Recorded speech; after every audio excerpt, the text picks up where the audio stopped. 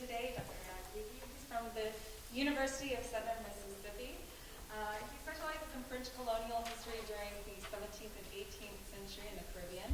And in particular, his current project examines race and labor and the construction of French colonial infrastructure. So in addition to his own research on the Caribbean, he's also encouraged other people's research on the Caribbean by creating and co-founding the Caribbean Studies Working Group at Florida State University.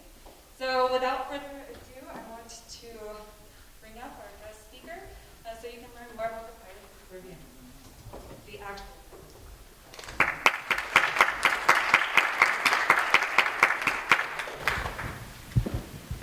Thank you.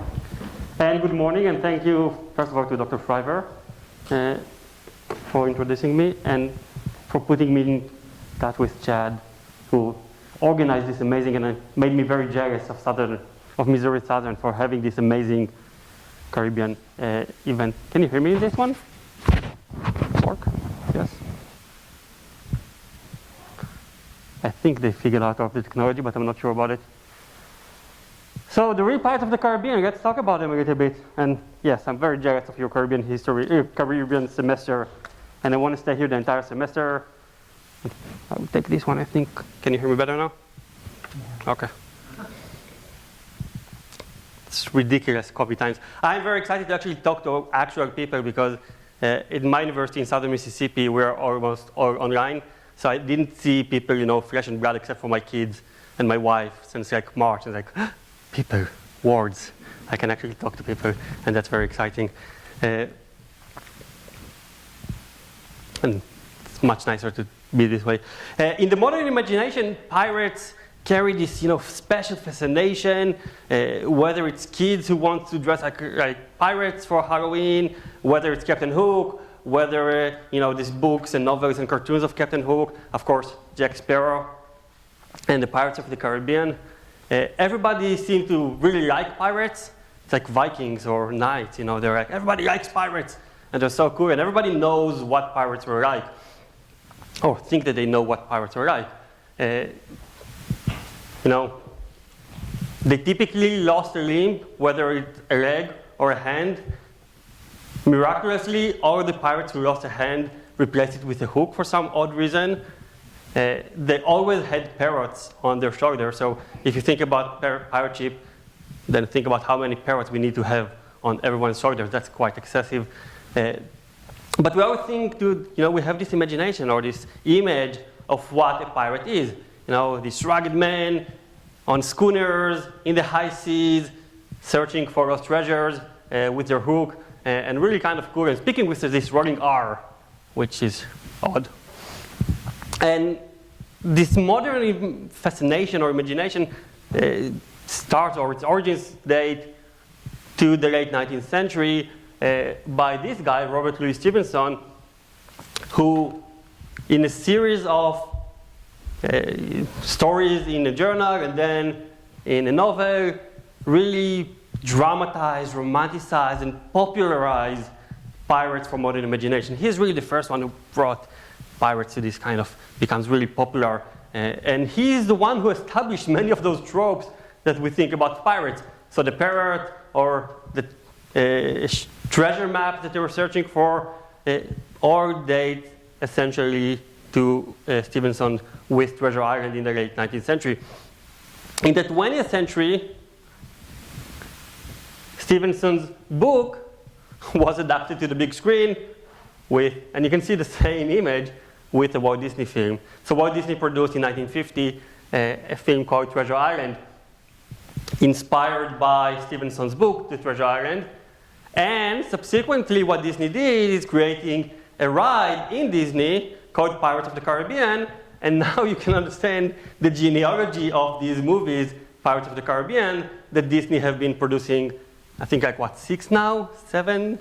By weight, I think they're never stopped producing Pirates of the Caribbean movies since 2003.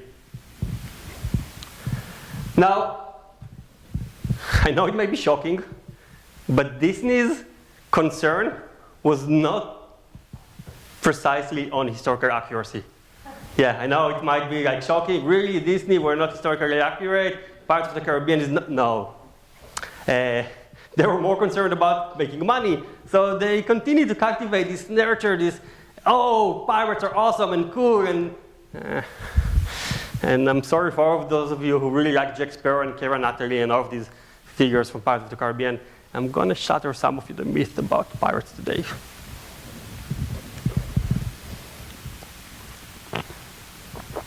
So the truth about pirates in the Caribbean is twofold. First of all, this is a much more complex story. There were much more, there are different iterations and phases of pirates in the Caribbean. As a rule, pirates are considered or were considered to be extremely violent. The systems of torture that sometimes took place by pirates or on pirate ships are extraordinary. So they're not only these cool folks, but also pirates are really, really, really important, and I can say really, really, really more, because they're really important to understanding the Caribbean. They played instrumental role in the formation of modern Caribbean societies. We cannot really understand the modern Caribbean and colonization efforts in the Caribbean, the history of slavery in the Caribbean, the history of trade in the Caribbean, the history of French and English empires in the Caribbean, and by extension in the Atlantic Ocean without pirates. So we're going to shatter this myth. Yes, I'm a historian, so I'm going to be really having fun with animations, because why not? Thank you for appreciating that. And I'm going to, I don't have much time today, but I'm going to raise and hope to fulfillingly answer 2 questions today. First of all, who really were these Pirates of the Caribbean? And hint, they're not Jack Sparrow. And the second question is, what was their importance? And this is what we really want to understand if we want to understand something about the Caribbean.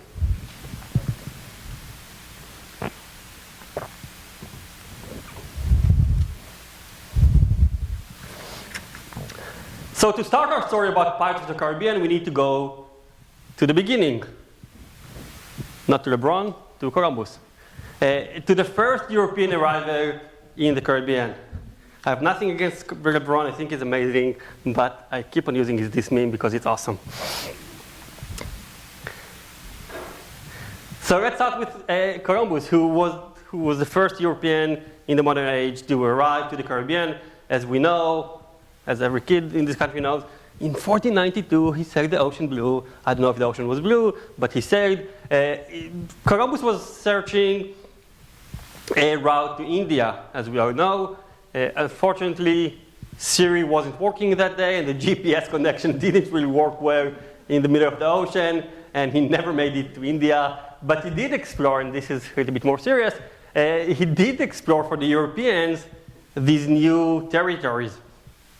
And we can see his 4 voyages. The first one is the blue one. And in the blue one, he got to this island. Present day, for those of you who know the Caribbean, this is the Dominican Republic and Haiti. The island we all call Hispaniola, because Columbus decided, oh, here's an island, let me claim it to my king. And claimed it to the king and queen of Spain, called it Hispaniola. He left there a detachment of people, of some of his folks, with a rudimentary fort. They all died by the next time he returned. And he went back to Spain, told the king and queen, listen guys, not really, but let's be dramatic about it. He was really excited about what he found, and he convinced the king and queen to give him so much money and so many men to go the next year and establish the first permanent settlement, European permanent settlement in the Caribbean, which is La Isabela. You don't know about it because it failed miserably. And there are archaeological excavations today that allow us to do these reconstructions. This is in the Dominican Republic.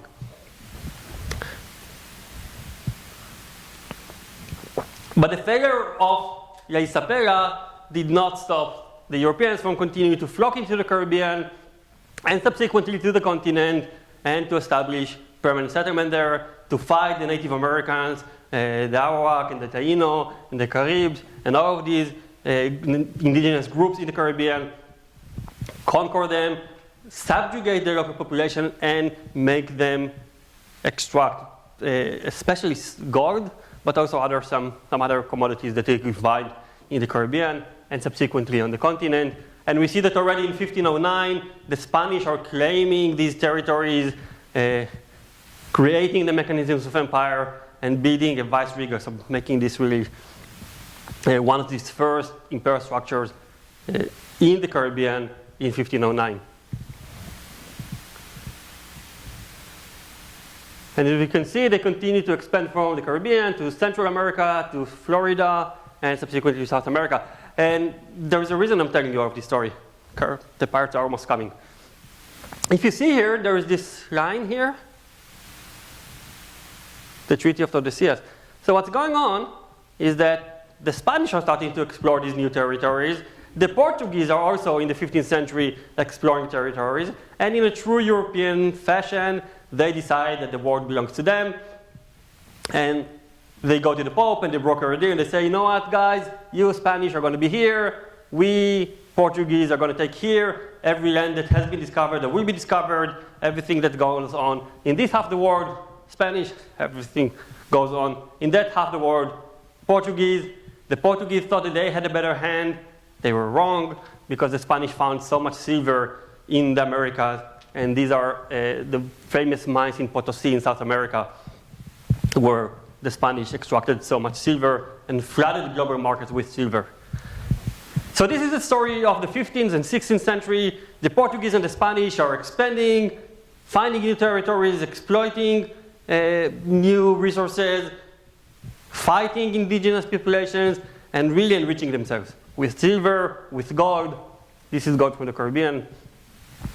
With gold, with enslaved Africans from Africa that they sometimes bring back to Europe, and so on. Now, the Portuguese or Spanish are doing that, and then the French and the English and the Dutch are like, hey, what's going on here? I want some. The French are like, what's going on here? I want some. Anyway, the other European countries, I have no idea how to do Dutch, and I don't have mayonnaise for the fries, so I would not do Dutch. The other European nations start to like, okay, we want some part of that as well. And now we're going to focus mostly first on England. Queen Elizabeth I, presiding over England. England is suffering from really difficult political instability, economic conditions. They have demographic growth that they cannot sustain. Conditions both in France and in England in the 16th century are not ideal. And how can they change it? They can start engaging in transoceanic activities like the Spanish, like the Portuguese. But the Spanish and Portuguese are too strong. And they would not allow them to do that. So what do? This is where pirates enter our story.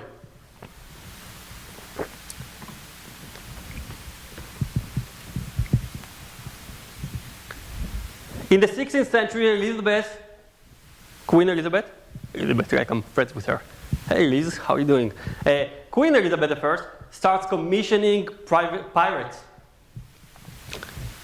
She's sending pirates overseas to plunder the Spanish Empire, to plunder Spanish fleets, treasure fleets, and taxation, to raid Spanish port towns, and to steal some of the wealth of the Spanish Empire to England, and improve the economic conditions and empower England on the account of the Spanish. The most famous one of them is this guy, Francis Drake. He's really one of the most famous ones, and you can see he circumnavigated the world from 1577 to 1580. He was really successful at annoying the Spanish. The Spanish were like really hated him. And eventually the Spanish were doing one of the most stupid things ever. They figured out that they're so strong that they're going to retaliate for all of these pirates that the English were sending, and they're going to invade the British Islands. Huge mistake. No one succeeded in doing that for like 1,000 years now. Okay? It's almost as bad as invading Russia. So don't do that. I mean, don't try to invade the British Islands. Their fleet was drawn, and this is really a remarkable moment in the demise of the Spanish Empire. Anyway, in the 16th century, the French and the English are starting to explore transatlantic territories and trade routes. They are sending those pirates and start to enrich themselves. And they're having a lot of fun with that. If you notice, and there's a small caveat, Drake and his friends were not pirates. They were privateers, which is a glorified way to say pirates, but kind of legal. So what we call those Elizabethan pirates are actually privateers. These are pirates who had the backing of their king or queen. They usually, as you can see, they had these letters of marque that legally authorized them to be pirates, which is kind of a weird way. It's like they're terrorists, but legal terrorists, or something like that.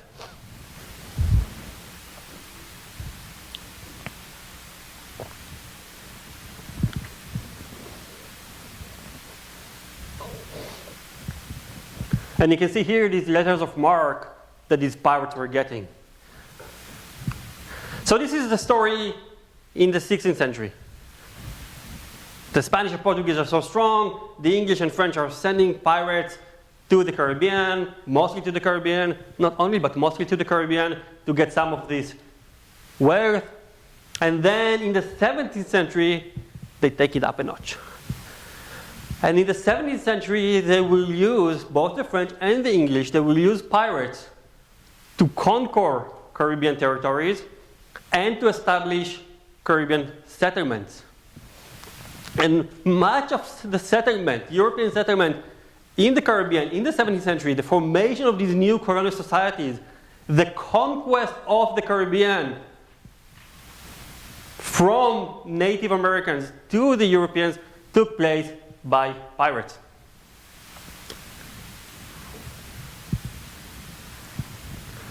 And the next page in our story is, there is a page in the story, because I'm very excited about it. The next page in the story, and really an illustrative example of that, is this guy. Pierre Berende Nambouk. He was a pirate, he was a privateer, he was a filibustier, filibusters, the French called them. He was French. And as you can see, this is a note of 50 francs from the mid-20th century in Martinique, and he's really immortalized, commemorized as this founding father of French colonization in the Caribbean, of the establishment of French territories in the Caribbean. And the Nambouk is really an interesting case. So the Nambouk was one of these pirates, connected to the monarchy, roaming mostly the Eastern Caribbean. So, and this is something important. Pirates typically don't go to the heart of activity. So the Spanish Empire was really strong in Havana. They usually won't go to Havana. They will go to Jamaica, or they will go to places where the Spanish are not that strong. And the French and the English pirates are focusing on these territories, on these Lesser Antilles. All of these Caribbean islands. You are probably familiar with Barbados, but we can also see Martinique, which I'm going to mention in a second, Guadeloupe, St. Kitts and Nevis, which is St. Christophe, Grenada, and all of these range of islands, the so-called Lesser Antilles or the Eastern Caribbean. So this Nambouk guy, our pirate, he, in the 1620s, is pirating. He's like being a good pirate, enjoying it, plundering, drowning Spanish ships. It's really cool for him, getting all of these riches. And in around 1625, 26, he starts French colonization efforts in the Caribbean. Indeed, the first French settlement in the Caribbean is in the island of St. Christophe, today what we call St. Kitts and Nevis, in 1626, headed by this Nambouk. Why would they send pirates?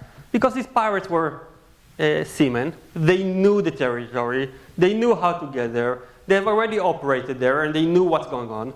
The Nambouk himself, before he started settling there, went to St. Christophe, and this is the map of St. Christophe, from the 17th century. And he divided it between himself and the French and the English, also pirates. So there was a settlement of English headed by pirates.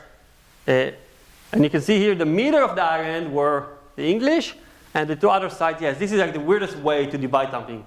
Like you get this third, and we get the middle. It's like, or a really weird way. Like quarter, and half. But the French were getting, this is a French quarter, it says Quartier des Français, the English, and the French here as well. So the English are in the middle, the French are on both sides.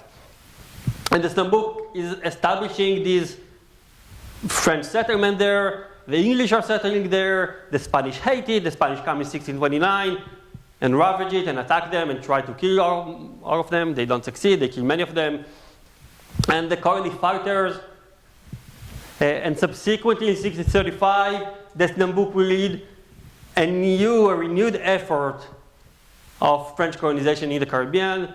He will head a semi-private royal charter company, the Compagnie des Îles d'Amérique, the Company of the American Islands, whose mission was to populate, settle, and take control over American islands. And its mission is focused on 3 islands: Saint Christophe, which was still had a French settlement, Martinique, and Guadeloupe. And Martinique is really the center of their activities. And indeed, this guy, this Snambuk, comes to Martinique in 1635 and established their settlement. He calls it Saint Pierre because he's very original, and not really his name is Pierre, and his patron saint is Saint Pierre, so he calls it Saint Pierre. And spoiler alert, Saint Pierre will become the largest, most important city in the Eastern Caribbean up until the 20th century. This is becoming the center of activity, and we can see that the Snambuk's statue, which will topple in 5 minutes, so don't be too excited about this statue. He's going to destroy it in a few minutes. But the Snambuk is really the one who founded or headed European colonization in the Caribbean. This is an image from Saint Pierre, this large, really the center of the Eastern Caribbean, the largest city in the Eastern Caribbean in the early modern world. Really, really important city that was unfortunately, I don't know if you can see here, there is a volcano called Mont Pelée, and actually the city was devastated by a volcanic eruption in the beginning of the 20th century and never recovered.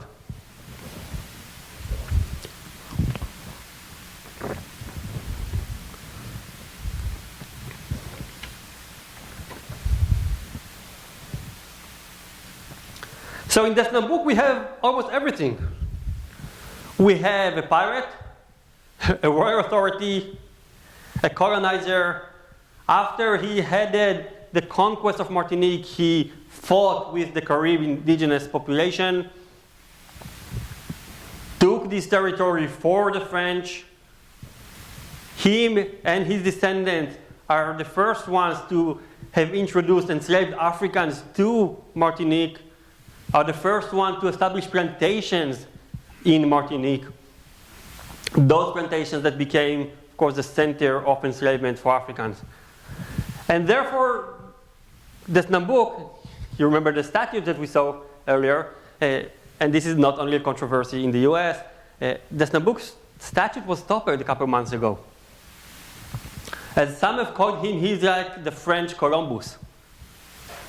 On the one hand, used to be venerated as this explorer of the new territories and founder of French civilization, but the local population in the Caribbean, most of it descended from enslaved Africans, to some extent, if not to a large extent, really see him as the one who created the original scene of enslavement. And you can see here, I don't know if you can see here, but I will tell you that you can see here, a graffiti. And the statute has been there since the mid-20th century, and it's always been kind of this center for attack, or something to attack. And you can see here, shame to our elected officials, where are our heroes? They want our heroes, meaning black heroes, not those enslavers. And indeed, a couple of months ago, his statute was toppled together with a statute of Marie Antoinette, not Marie Antoinette, of what's her name? Who was Napoleon's wife? Damn it, her name. Yeah, Josephine. So Josephine is even more interesting because her statute has been beheaded for decades. There was a beheaded Korean Emperatrice, the empresses, and her statue was beheaded a few months ago, so toppled together with this one.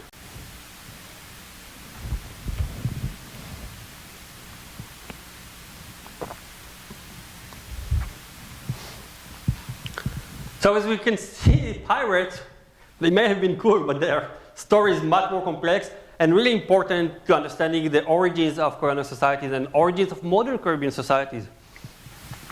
And in the 17th century, there are many similar stories to the one of the Snam book, but the most important one comes from late in the century, from this small island. So just for orientation, this is Hispaniola.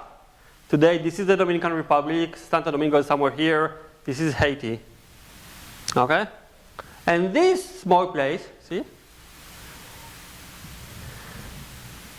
Ile de la Tortuga Island, Turtle Island, was a base of operation for pirates, for buccaneers, as they were now called in the 17th century. They're all pirates, but sometimes they're called privateers, and sometimes they are called buccaneers. They settle this place, or make this a center of operation for them, and eventually these French pirates are gradually descending and starting to encroach on the Spanish territory here, forcing the Spanish in 1697 to concede a third of the island to the French. So this will remain the Spanish colony, and this will remain the French colony. 2/3 of the island are now called Santo Domingo, and in Spanish accent, in French accent, the western third is going to call it Saint-Domingue.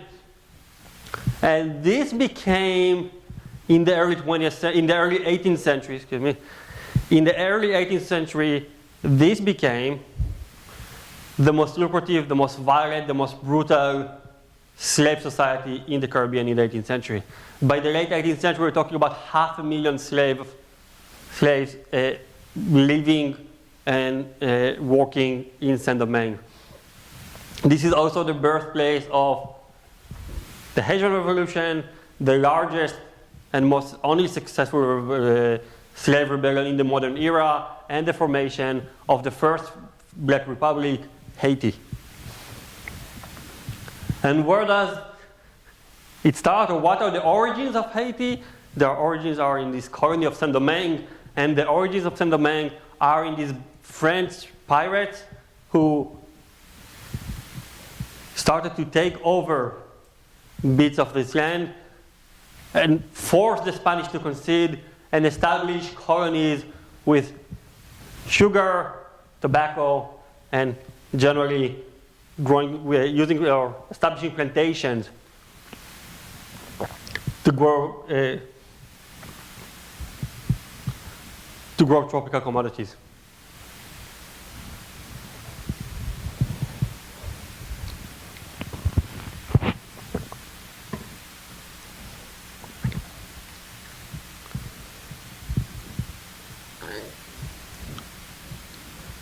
The Golden Age of Piracy, which wasn't so golden to many, but the Golden Age of Piracy roughly corresponds to this period from 1650 to 1730, when pirates, especially in the Caribbean, were everywhere. We're talking at some point on thousands of active pirates swarming the seas. So we started seeing pirates already in the 16th century and in the early 17th century, and we saw how the European monarchies used those pirates to establish themselves and establish their empires. But then it went out of control. From 1650 to 1730, roughly, maybe 1720s, pirates are everywhere. They are part and parcel of Caribbean life. they're really a nuisance to the European empires that try to establish themselves. And why do we suddenly have so many pirates? And I want you to guess, and I will give you a hint. This is the world's worst drug. You're thinking about different things, I know. No, this is really one of the worst, if not the worst drug in world history. And I'll give you another hint. Sugar. You think I'm joking, but it used to be used for medicinal purposes as a drug in the Middle Ages, and in the 17th and 18th century really transforms the world economy. And what happens that corresponds to this golden age of piracy is what Caribbean historians called the sugar revolution. It wasn't a revolution as you might think. No one chopped no one's head, or at least did not do it ceremoniously with guillotines. But what we do see is this enormous, really rapid rise in plantations and the cultivation of tropical commodities, mostly sugar. And if we can see in some of the numbers that we have of the transatlantic slave trade, what drives the transatlantic slave trade already from the 17th century really to skyrocket and to soar in the 17th and 18th century starts with sugar and the sugar revolution. And remember who started all of that? Pirates. And we can see here an example in Barbados. This weird island, it's kind of, if you saw, remember the map of the Antilles, there was like all of them in kind of a nice line, and Barbados is like on the side because he doesn't want to belong. So Barbados, this island, this small island, becomes really the center of the sugar revolution, and we can see some numbers. So if in 1629 we're talking about 1800 white and about 50 blacks living in Barbados, look what happened 1643, and look what happened within really a few decades. This is the extent of the revolution. We're talking about suddenly 46,000 of the population are enslaved Africans, and the majority of the populations are slaves. And this is the sugar revolution. This is the emergence of slave societies where the majority of the population, 60, 70, even 80% of the population are enslaved, working mostly to cultivate, process this drug of sugar.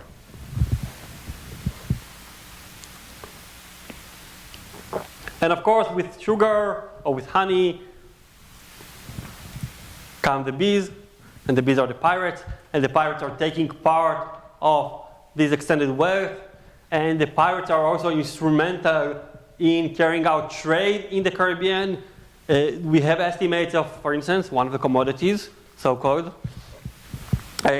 slaves. We're talking about something like 1,300 slave voyages that were completed by pirates. So pirates are plundering things, but they're also selling them in other places. They're trading. They're engaging in extensive contraband. They're not going with a parrot on the shoulder in the high seas with a treasure map and looking for treasures. That's not what they're doing, because that would be ridiculous, because there are thousands of them. And there are no treasures hidden somewhere. They are engaging in trade, they are engaging in plunder, and the numbers are staggering. I have numbers.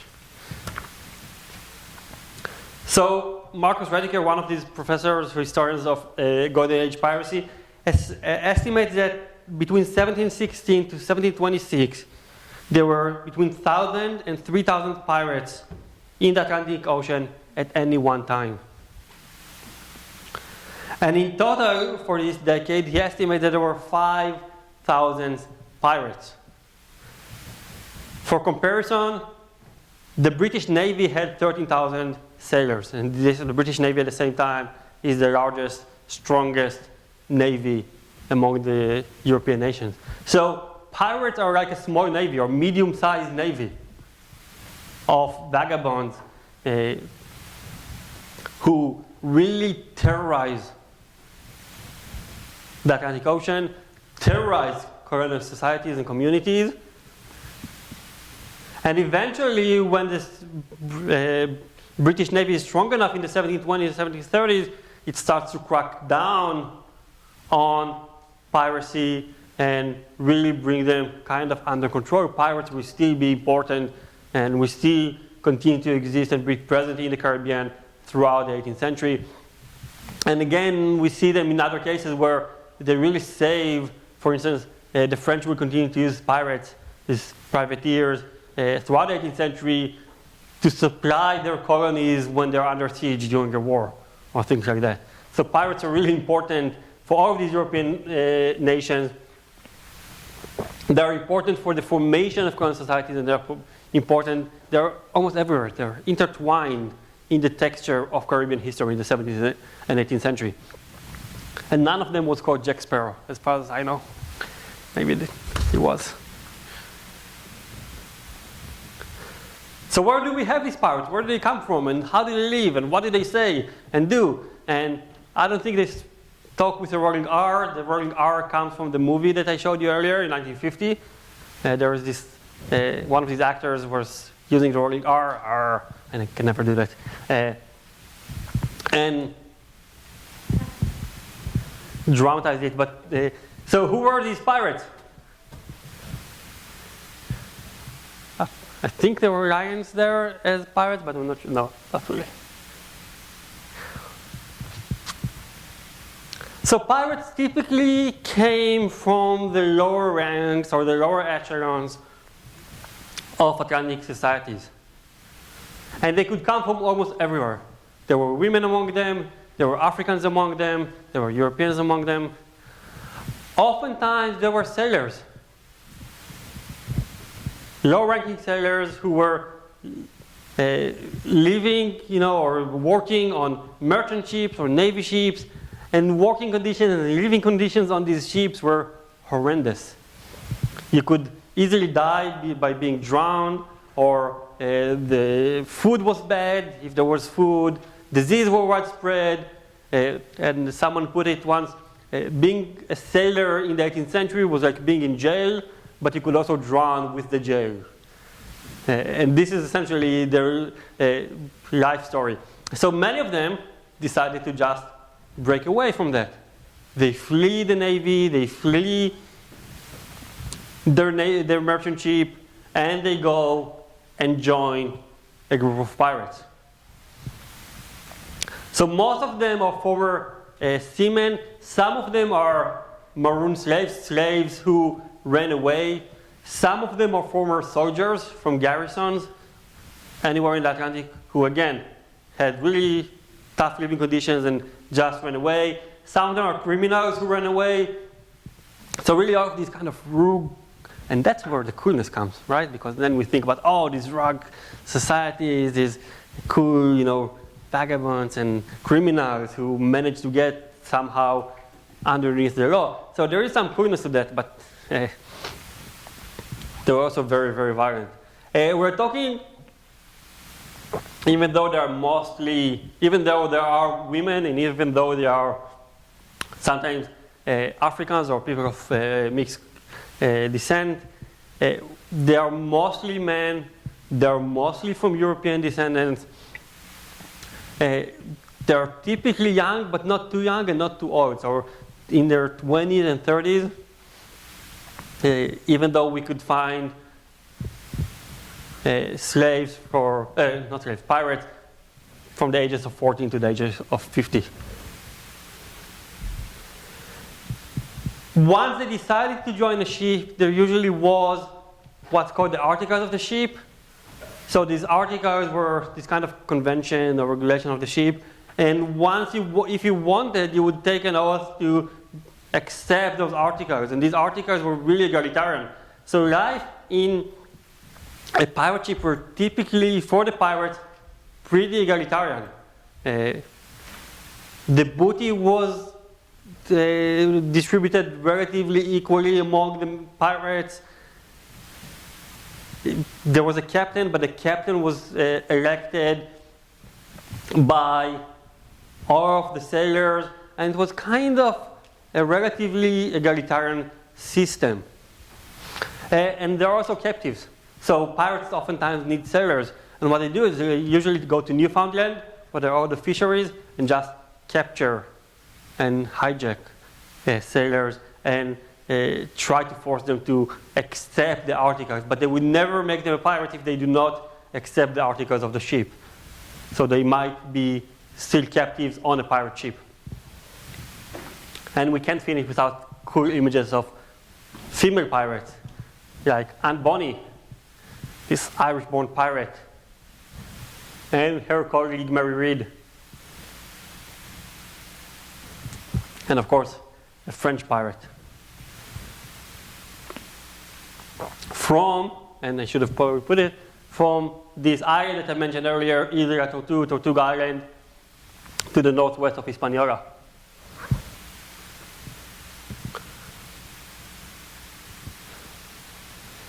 So as you can see, pirates were, some of them might have been cool, like these female pirates, but typically, first of all, they were extremely violent, and I'm not going to talk about the weird tortures that pirates used to use, because these are really brutal and gruesome details of how torturous they could be, how violent they could become. This is one element of their story. Another element of their story, which is what I try to convey today, is that they're really important if we want to understand the Caribbean. If we want to understand what's going on in the Caribbean in the 17th and 18th century, the formation of these new colonial societies and how they function and how they live, trade, economy, almost every aspect in the Caribbean, at least up until the mid-18th century, is really closely intertwined with piracy. And I will let Jack Sparrow say the final words.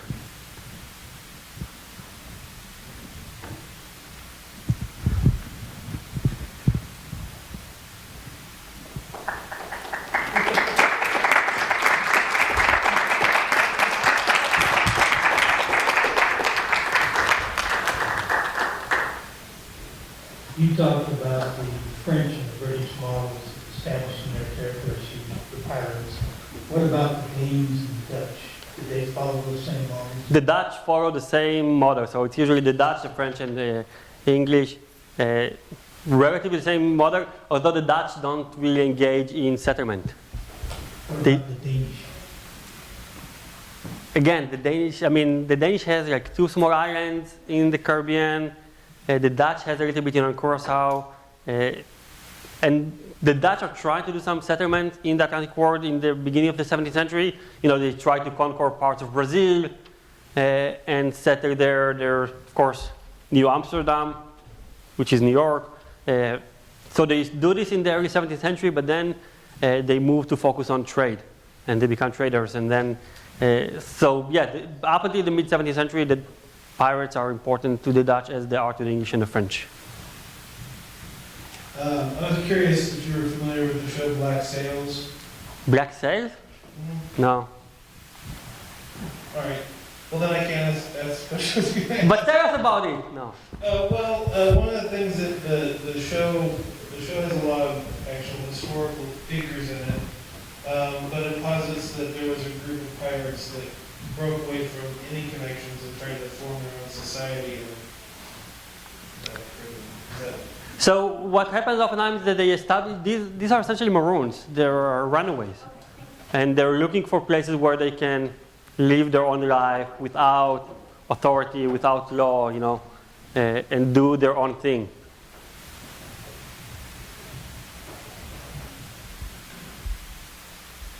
Just bringing you the lights here are off, or I can like. Given the strong Norse tradition, how come there are not more pirates from the North area, the Norsemen? How the what? Given the strong Norse tradition of seafaring, how come there are not more pirates, than seemingly so, in the Northland? I'm not sure. Most of these pirates are French, which is weird because the French always are lacking in sailors. So even the British buccaneers in the 17th century are oftentimes French, and they work with French pirates. I'm not sure why there are no more Norse. Maybe they're nicer, I don't know. Less torturous. Maybe what they eat.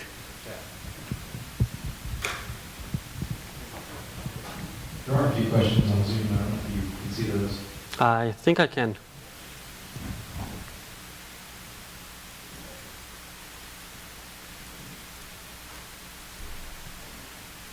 In the Q&A, you see that? No, I think it logged out from here for some Can you read reason. them out to you? No, it logged out. I can't see. You don't see it? No. Uh, It used to, wait, oh, I can see it Several now. questions? Yeah, I can see. Okay. You can see those now? I think that we About can, Golden Age of Piracy. There, right? Yeah. we can put them here. So you can also see. So what caused the Golden Age of Piracy? Mostly the expansion. There is huge growth in colonization, sugar revolution. There is so much money, so much wealth, and with the honey come the bees. You know, they swarm. They swarm down. We're talking about thousands. Numbers of pirates in the Golden Age of Piracy, we don't know for sure. And it's really hard to know exactly what happened with pirates because they did not, you know, they didn't sit down and write books. Unfortunately for us historians, their tradition is mostly oral tradition.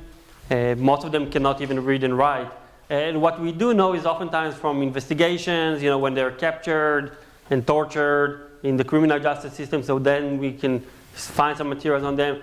So there's a really difficult understanding or knowing how many pirates, and most of the knowledge that we have comes from the navies, because the navies kept detailed records.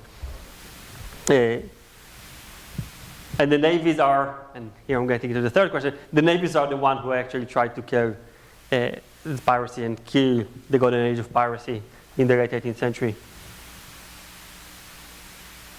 And I'm not sure what the last question is about, were the pirates in the Caribbean, to be specific. Yes? Why the pirates were taking their settings? Did they have a specific order of the country they were representing? Like the British police, the United States? If they had who they represented? So it's usually who hired them. You know, it's like mercenaries. How did they establish the organization? How they establish the organization inside themselves? Yeah. So they usually just have these articles of the ship, which all agree to, and the article establish who's everything on the ship. And sometimes at some point on the ship, they disagree on the articles, and there is a major disagreement, and we see pirate crews that split. You know, they capture another ship, half the pirates or some of the pirates go to this another ship, write new articles, new organization.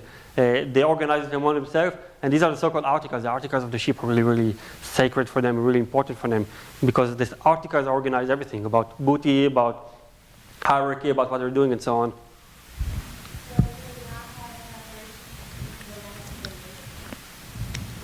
enough I can barely hear her. I'll go there. What do you say? Did the pirates have enough versions to Yeah, they theoretically they didn't have any authority, but in practice, you know, whatever authority they have. And of course, it depends. I mean, when they're commissioned by the crowns to establish those colonies, yes, they have authority. They're enjoying legal backing of the monarchy. There's a difference between those privateers of the 16th century, which have some legal backing or justification or pretext for their activities. There are these pirates who establish colonies in the name of kingdoms and monarchies and empires in the 17th century, and they have authority over the land. They get it from the king. So, like this Nabook, he gets authority from the French king. But in the Golden Age of Piracy, if they're just pirates who are, you know, outlaws, then that's a different story. And they do not have legal authority, although they can wield one. So I know that you said that there were black pirates. So what was the racial culture on ships like? Did they treat them as slaves, or did they have more freedoms on the ship? Oftentimes when you see, so there are two different kinds, and it doesn't really matter to them, the racial origins. You had captives on ships, and these captives could be from European descent. So if you're a captive, you're treated like a captive. But there are many maroons, slaves or runaways. We see it, for instance, in Africa, all sorts of things that are around the slave trade. And then, again, there's this very kind of low class, lower class, egalitarian system. So there is no racial hierarchies, at least not in the 17th century, as we would think about, because they're all breaking away from these systems of oppression and authority.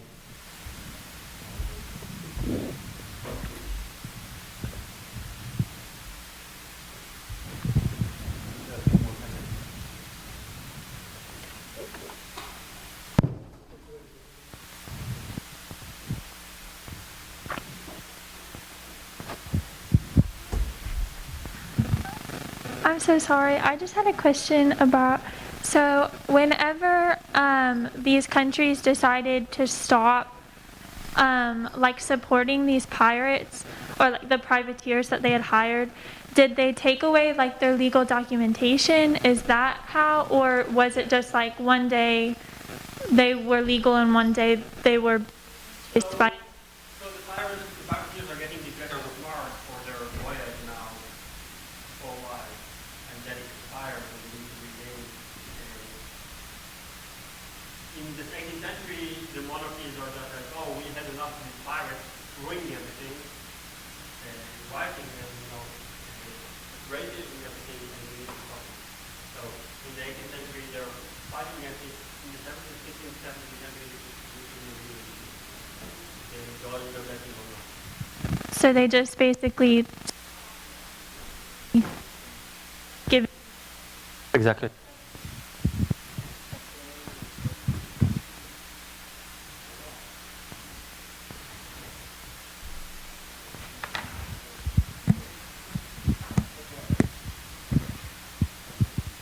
Okay, well, thank you so much. Thank you. Another round of applause. And 1 o'clock for those of you who are interested to come learn about forts and how they were built, and the race and slavery, I believe, in the fortification. Forts are awesome. I'm sure they'll. And yes, torture. So. Thank you so much.